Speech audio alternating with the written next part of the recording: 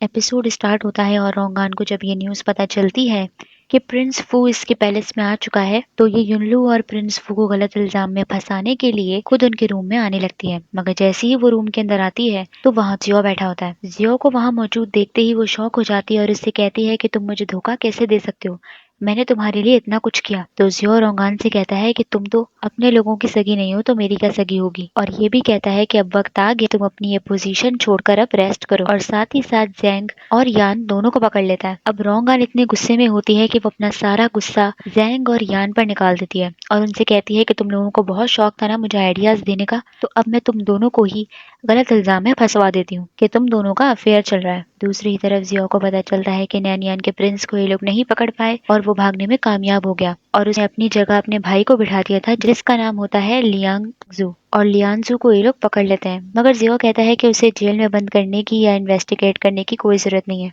बल्कि उसे विले में छोड़ दो और उस पर नजर रखो। जियो नैन्जियो के भाई को इन्वेस्टिगेट इसलिए नहीं कर रहा होता क्योंकि जियो ने पहले से ही उस पर इन्वेस्टिगेट किया हुआ होता है कि नियांजू का अपने भाई के कामों से कोई लेना देना नहीं है। दूसरी तरफ रोंगान पैलेस छोड़कर टेम्पल जा रही होती है, ये कह के कि वो अपनी पोजीशन को सही तरीके से नहीं संभाल पाई। और दूसरी तरफ वो कहती है कि मैं इतने सालों से जियो का दिल नहीं जीत पाई, बस अब मुझे उस दिन का इंतजार है जब जियो अपना सारा गेम हार जाएगा। दूसरी ही तरफ जियो अपने ट्विन भाई के बारे में सोच रहा होता है जिसका नाम होता है आदेओ, और इसी का रिवेंज लेने के लिए ये नैनियान के प्रिंस को मारना चाहता है, मगर इस बात के लिए उदास होता है कि वो उसे नहीं मार पाया। तो काओ उसे कहने लगता है कि आप नैनियान के प्रिंस को मारने के बहुत करीब थे, मगर बस आप युनलू को बचाने के चक्कर में वापस चले गए। और उससे पूछता है कि जब बात युनलू पे आती है तो आप सॉफ्ट हार्टेड हो जाते हैं, मगर ऐसा नहीं होता कि जियो को इस बात पर गुस्सा आ रहा हो या वो रिग्रेट कर रहा हो, बल्कि वो ये कहता है कि जो हो गया सो हो गया, अब उसे चेंज नहीं किया जा सकता। दूसरी तरफ युनलू इस बात के लिए परेशान होती है कि उसने जियो को थप्पड़ जो मारा था,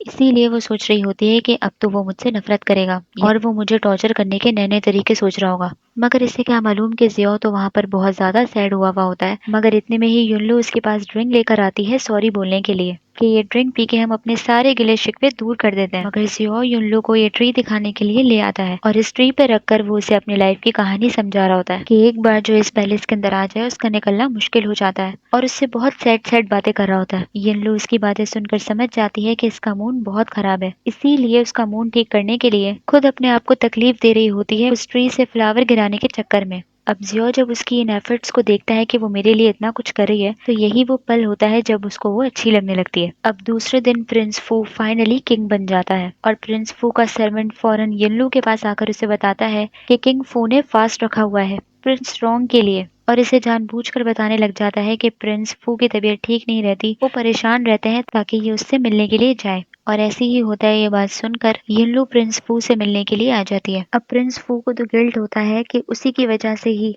प्रिंस रॉन्ग की डेथ हुई होती है, इसीलिए ये सच्चाई ये युनलू को बता देता है ताकि ये इसके बारे में गलत ना सोचे। मगर युनलू उसे कहती है कि तुम्हें मेरी क्यों फिक्र है कि मैं तुम्हारे बारे में कैसा सोचूंगी। तो प्रिंस फू उसे याद दिलाता है कि बचपन में तुमने ही मुझे उस अंधेरे वाले रूम से बाहर निकाला था, उसके बाद से ही मैं तुम्हें पसंद करता हूँ, मेरे दिल में तुम्हारे लिए स्पेशल जगह है। और वो युनलू को दोबारा से लैंटर्न गिफ्ट करता है, मगर युनलू को तो बचपन की ये वाली बात याद ही नहीं होती। साथ ही साथ युनलू उसे समझाती है कि तुम्हारे इस भूख हड़ताल से कोई फायदा नहीं होने वाला, अगर तुम कुछ करना ही चाहते हो तो जितने भी जरूरतमंद सर्वेंट्स को निकाला गया था तुम उन सबको वापस बुला लो और अच्छे काम करो ताकि प्रिंस रॉन्ग भी तुम्हें माफ कर सके। दूसरी ही तरफ जियो को पता चल जाता है कि युनलू प्रिंस फू से मिलने के लिए गई थी और उसने उसे लैंटर्न भी गिफ्ट किया है। ये बात पता चलते ही जियो जेलस होने लग जाता है और फौरन येलो के पास आ जाता है, और उसके पास आकर जैसे ही वो उसके हाथ में लैंटर्न देखता है तो अलग अलग बहाने कर कर वो उसे लैंटर्न कहीं पर भी लगाने नहीं देता,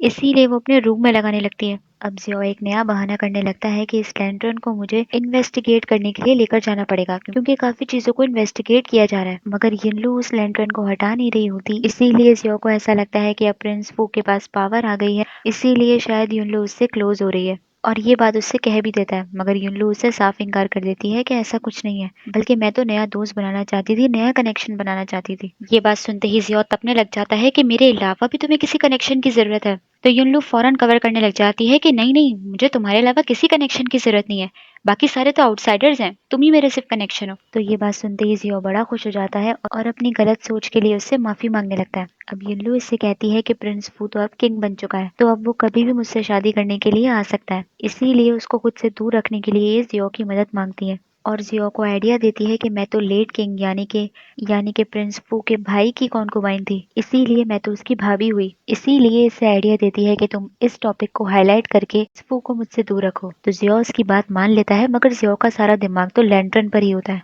और वो लैंटर्न अपने साथ लेकर फाइनली चला ही जाता है ये कह के कि मैं इसको इन्वेस्टिगेट करूंगा। अब जियो युल्लू के बारे में ही सोचकर स्माइल कर रहा होता है और सोच लेता है कि ये उसकी मदद करेगा। साथ ही साथ प्रिंस फू को जब ये पता चलता है कि जिन मेट्स को युल्लू ने इसे रखने को कहा था, उनमें से कुछ मेट्स को जियो इन्वेस्टिगेट करने के लिए वहां से लेकर जा रहा होता है, तो ये बात पता चलते ही प्रिंस फू अजीब सा बिहेव करने लगता है कि युल्लू ने मुझे कहा था कि सारे मेट्स को वापस लेकर आना है, जियो ऐसे कैसे कर सकता है। इसीलिए ये जियो को मिलने के लिए बुला लेता है, इससे पूछने के लिए कि ये मेट्स को इन्वेस्टिगेट क्यों कर रहा है। तो जियो इसे जानबूझकर बता देता है कि ये लोग आपकी और युल्लू के बारे में गलत गलत बातें फैला रहे हैं कि आप अपनी भाभी के साथ ही रिलेशन रखे हुए हैं, इसीलिए इसे युल्लू से डिस्टेंस मेंटेन करने को कहता है। मगर ये बात सुनते ही प्रिंस फू युल्लू के बारे में सोचने लगता है कि उससे कैसा फील हो रहा होगा, इसीलिए फौरन उससे मिलने के लिए दौड़ा चला आता है और आते ही उसे हक कर लेता है। जियो भी जब प्रिंस फू के पीछे आता है तो उन दोनों को हक करता हुआ देख लेता है। ये देखकर जियो का खून खौलने लगता है और वहाँ प्रिंस फू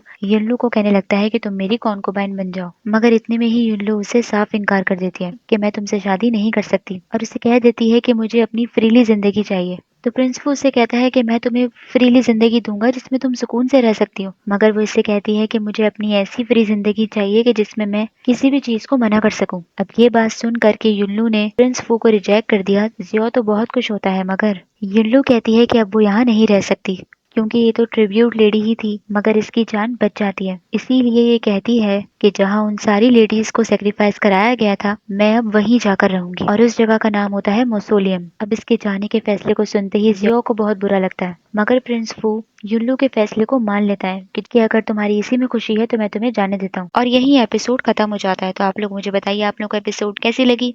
लाइक करना ना भूलिए, सब्सक्राइब भी जरूर कीजिए। Thank you so much.